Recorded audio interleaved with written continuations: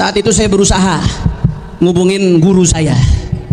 Begitu saya hubungin guru saya, saudara, Al-Habib Abdullah bin Muhammad Baharun Hafizahullah, berhasil saat itu saya ngubungi beliau. Apa jawaban beliau, saudara? Ya waladi, hei anakku, nggak usah pusing, nggak usah khawatir. Lihat Al-Habib Abdullah bin Muhsin Al-Attas yang dipenjara bertahun-tahun.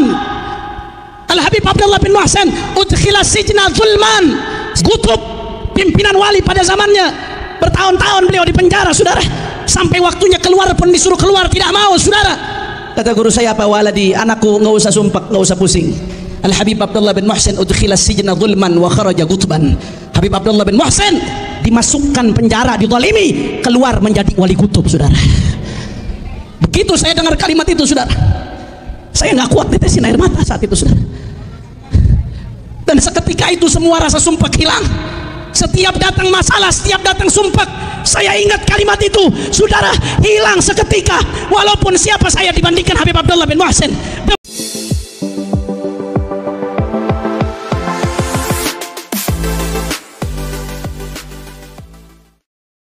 Assalamualaikum warahmatullahi ta'ala wabarakatuh. Setiap oknum Habib Ba'alawi dapat dipastikan selalu menceritakan tentang oknum-oknum Habib dari kalangan mereka memiliki karomah antara satu oknum Habib dengan oknum Habib yang lain. Tidak jarang ketika mendengar ceramah Habib Ba'alawi lebih banyak menceritakan tentang adanya cerita-cerita supranatural yang itu mengklaim sebagai bagian daripada karomah. Tapi bagi para penentang nasab itu adalah hurafat atau halusinasi dan lain sebagainya. Maka dalam ceramahnya Habib Hanif Alatos menceritakan pada saat beliau mendekam di dalam penjara, beliau sempat digunduh rasa merana, rasa gelisah, rasa sedih yang luar biasa, kemudian menghubungi salah satu oknum Habib untuk meminta saran mengapa dirinya dalam keadaan sedih di dalam penjara. Kemudian setelah menghubungi Habib tersebut, diceritakan banyak hal, langsung hatinya kembali tenang, pikirannya kembali tenang, dan tidak lagi dihantui rasa takut, rasa sedih. Dalam keyakinan Habib Hanif Alatos, banyak oknum Habib yang mendekam di dalam penjara, tapi kemudian begitu keluar dari penjara menjadi wali, menjadi wali kutub yang itu ingin mencontoh orang-orang sesepuh oknum Ba'alawi yang ketika keluar dari penjara itu langsung menjadi wali. Nah, apakah benar seperti itu dan bagaimana cerita yang disampaikan oleh Habib Hanif Alatos terkait dengan oknum Ba'alawi sesepuhnya yang ketika mendekam di dalam penjara kemudian langsung menjadi wali kutub. Nah, untuk itu teman-teman mari kita simak ceramahnya dalam video berikut ini. Kan Maulid Nabi, saudara, Al-Imam Suyuti di dalam kitabnya Al-Hawi lil Fatawi, beliau mengutip dari Al-Imamul Baihaqi bahwasanya baginda Nabi besar Muhammad sallallahu alaihi wasallam itu Rasulullah, Pak Bu, setelah beliau diutus jadi nabi, aqqa an nafsih, Rasulullah berakikah buat dirinya. Jadi Nabi nyembelih kambing, saudara, setelah Nabi diutus jadi Rasul. Padahal kata Imam Suyuti, di dalam riwayat lain disebutkan bahwasanya saat Nabi umur 7 hari, kakeknya Rasulullah Abdul Muttalib sudah mengakikahkan Rasulullah, saudara. Makanya kata Imam Suyuti, sedangkan akikah la tu'at marrathaniyah, yang namanya akikah nggak diulang 2 kali. Kalau emang Abdul Muttalib sudah mengakikahkan Nabi, kenapa Rasulullah kok motong kambing lagi setelah diutus jadi Nabi? Saudara, kata Al-Imam Suyuti, berarti yang dipotong sama Rasulullah setelah beliau diutus bukan untuk akikah, tapi tidak lain dan tidak bukan, motong kambingnya Nabi adalah dalam bentuk syukur kepada Allah, taqarrub kepada Allah atas nikmat lahirnya baginda Nabi besar Muhammad Sallallahu alaihi wasallam. Artinya apa saudara? Secara tidak langsung dengan motong kambing Nabi merayakan maulid saudara. Kira-kira sampai sini jelas atau tidak? Orang kompak nih, lemes banget nih jamaah. Jelas atau tidak? Jelas atau tidak? Kalau begitu yang pertama merayakan maulid Nabi siapa? Nabi saudara. Yang pertama merayakan maulid siapa? Orang kompak. Yang pertama merayakan maulid siapa? Kalau yang pertama merayakan maulid Nabi berarti maulid bagus atau tidak? Terpuji atau tidak? Mulia atau tidak? Kalau yang pertama merayakan maulid Nabi adalah Nabi sendiri berarti bid'ah atau berkah? Orang kompak, bid'ah atau berkah? Bid'ah atau berkah? Takbir. Sallu ala Nabi. Ini yang pertama. Kira-kira sampai sini jelas atau tidak? Sadayana parantos ngartos. Alhamdulillah. Itu yang pertama saudara. Ini jam berapa nih? Udah jam 8 lewat. Jam 8 kurang. Kira-kira masih semangat apa kagak nih? Saya lihat udah banyak yang lapar. Lanjut atau jangan? Kurang semangat. Lanjut atau jangan? Masih semangat? Yakin? Betul? Saya mau dengar semua Bogor semangatnya, angkat tangannya. Takbir! Takbir! Takbir! Sallu ala Nabi. Nggak panjang lebar saudara, karena banyak ulama kita. Yang kedua yang ingin saya sampaikan pada kesempatan kali ini saudara, alhamdulillah malam ini kita jadi tamunya Al-Habib Abdullah bin Muhsin Al-Attas saudara. Habib Abdullah bin Muhsin Al-Attas mengatakan dalam gosidahnya ketika waktu itu tasyakuran atas pernikahan Al-Habib Alwi bin Abdullah bin Talib Al-Attas, saudaranya Sahibul Pekalongan. Saat itu diadakan gambus saudara. Kata Al-Habib Abdullah bin Muhsin Al-Attas, wa man fi gambusina gadzafan dakhal ma'ana fil amani. Kata Habib Abdullah bin Muhsin Al-Attas, yang hadir gambusan kami yang saat itu diadakan. Gambusnya bukan gambus yang buka-bukaan aurat saudara. Gambusnya bukan gambus yang campur aduk laki perempuan, tapi gambusnya para aulia. Kata Habib Abdullah bin Muhsin, wa man fi gambusina gadzafan dakhal ma'ana fil amani. Siapa yang hadir dalam gambus kami maka masuk bersama kami dalam semua cita-cita kami saudara. Saudara, hadir gambusnya aja masuk sama Habib Abdullah bin Muhsin, apalagi hadir maulid nabinya saudara.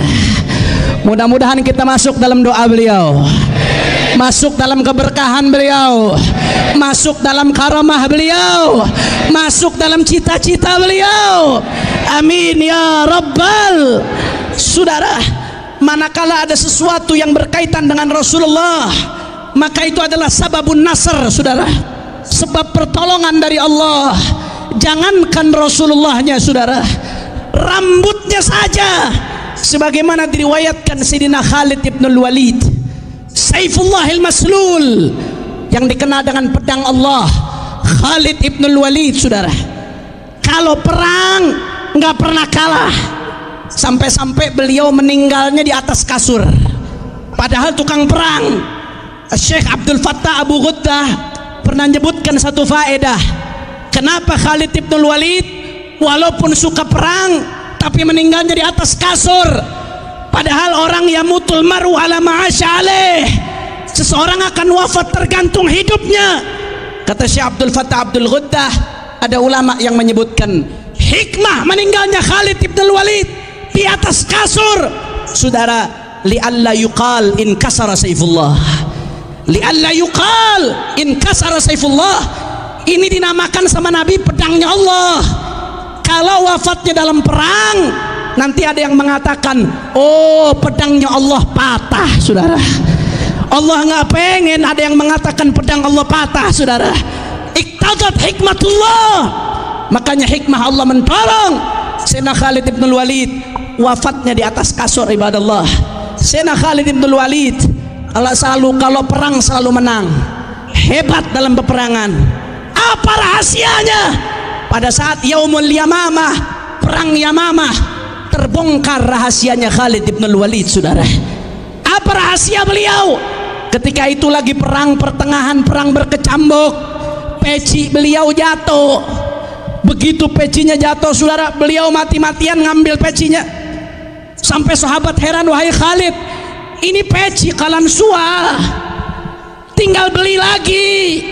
Ngapain kau mati-matian ngambil peci Kalansua?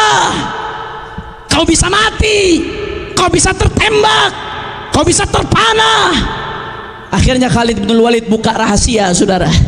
Kenapa saya tadi mati-matian ngambil peci? Karena ternyata laisa liqimatil Kalansua, bukan karena harga pecinya, saudara, tapi karena dalam peci tersebut aku menyimpan beberapa lembar rambutnya Nabi Muhammad. Aku tidak ridha kalau sampai rambut tersebut jatuh ke tangannya orang musyrik, saudara. Makanya Khalid bin Walid mati-matian. Tapi di sisi lain jadi terungkap, ternyata, saudara, Khalid bin Walid menang terus peperangan. Apa rahasianya? Rahasianya karena beberapa helai rambutnya Nabi Muhammad, saudara. Beberapa helai rambutnya Nabi membawa kemenangan, saudara. Bagaimana dengan syariatnya Nabi Muhammad? Bagaimana dengan sunnahnya Nabi Muhammad? Bagaimana dengan darah dagingnya Nabi Muhammad? Bagaimana dengan Al-Habib Abdullah bin Muhsin Al-Attas, warithun Nabi khalqan wa khuluqa, waris Nabi baik secara akhlaknya atau secara biologis, secara khalqan. Beliau pewarisnya baginda Nabi Muhammad. Makanya kita berharap, saudara, dengan berkatnya Habib Abdullah bin Muhsin, mudah-mudahan perjuangan umat diberikan kemenangan oleh Allah. Perjuangan para ulama diberikan kemenangan oleh Allah. Perjuangan para habaib diberikan kemenangan oleh Allah. Saudara, karamatnya Habib Abdullah bin Muhsin Al-Attas zahirah, nampak begitu jelas, nggak ada keraguan sedikit pun. Saya cerita sedikit pengalaman saya, saudara. Waktu saya lagi mondok pesantren di Bareskrim. Ada mau daftar mondok di Bareskrim di sini? Ada yang mau daftar? Tapi gue kagak belajar sama Sambo di Bareskrim. Suatu saat saya datang sumpek. Namanya wajar, jangankan di penjara, di luar penjara aja sumpek. Betul lah, betul. Betul lah, betul. Datang sumpek. Saat itu saya berusaha ngubungin guru saya. Begitu saya hubungin guru saya, saudara, Al-Habib Abdullah bin Muhammad Baharun hafizahullah, berhasil saat itu saya ngubungi beliau. Apa jawaban beliau, saudara? Saya minta doa. Apa jawaban beliau, saudara? Ya waladi, la yahummak, Al-Habib Abdullah bin Muhsin Al-Attas udkhila sijna zulman wa kharaja gutban.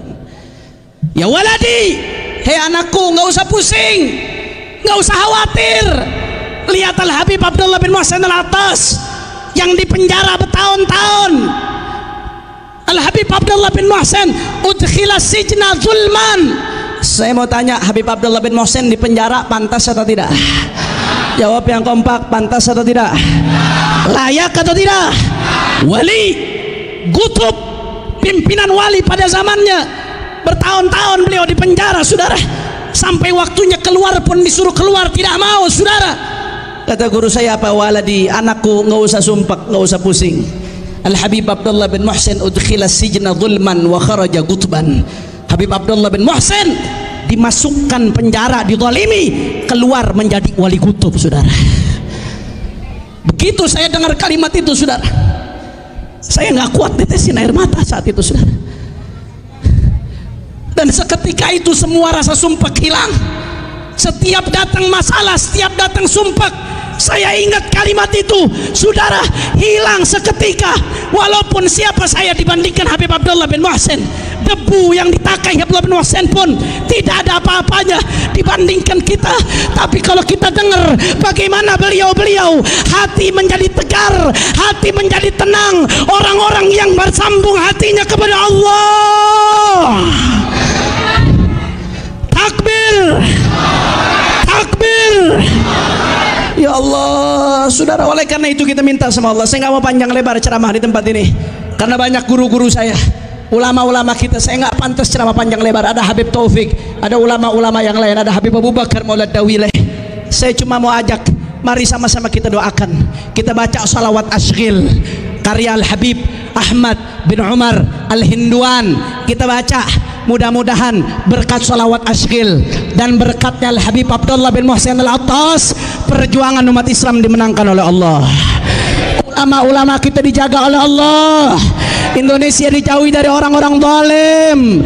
Indonesia dijauhi dari perusak-perusak bangsa. Mudah-mudahan di negeri ini diberkahi oleh Allah Subhanahu wa taala. Amin ya rabbal. Saya mau ajak semuanya kita baca salawat asghil. Angkat tangannya, dan ini udah berfungsi, saudara. Salawat asghil udah berfungsi. Sekarang keadaannya udah terbalik-balik, betul? Betul. Nggak perlu khawatir. Allah bersumpah dalam hadits qudsi, la antakimanna 'ala zalim walau ba'da hin. Aku akan balas orang-orang yang zalim walaupun setelah sekian waktu, saudara. Takbir. Ceramah dari Habib Hanif Al-Attas yang barusan kita simak, beliau memang pernah dipenjara, kemudian meminta saran kepada salah satu oknum Ba'alawi, sesama temannya juga, sesama Habib. Kemudian si Habib yang dihubungi itu oleh Habib Hanif Al-Attas menceritakan tentang bagaimana sesepuh-sesepuh Ba'alawi yang pernah mendekam di penjara. Beliau sangat tegar hatinya dan tidak merasa sedih karena barangkali penjara itu menjadi bagian daripada riyadhah untuk belajar menjadi wali, karena begitu keluar katanya langsung menjadi wali kutub. Mendengar cerita Habib Hanif Al-Attas langsung hatinya kembali tenang, pikirannya kembali normal, meskipun katanya Habib Hanif Al-Attas tidak seperti oknum Habib yang begitu keluar dari penjara langsung menjadi wali kutub. Nah, cerita-cerita seperti ini mungkin bagi para penentang nasab tidak bisa diterima oleh akal sehat, dan cerita-cerita yang disampaikan oleh oknum Habib itu kemudian tidak dikatakan atau tidak diyakini sebagai sebuah karomah, melainkan lebih kepada hurufat halusinasi yang disampaikan oleh mereka. Nah, saya rasa itu teman-teman. Silakan kalau kalian ingin berpendapat terkait dengan video yang barusan kita simak, silahkan tulis pendapat kalian di dalam komentar sana. Sekian dari saya. Wassalamualaikum warahmatullahi wabarakatuh.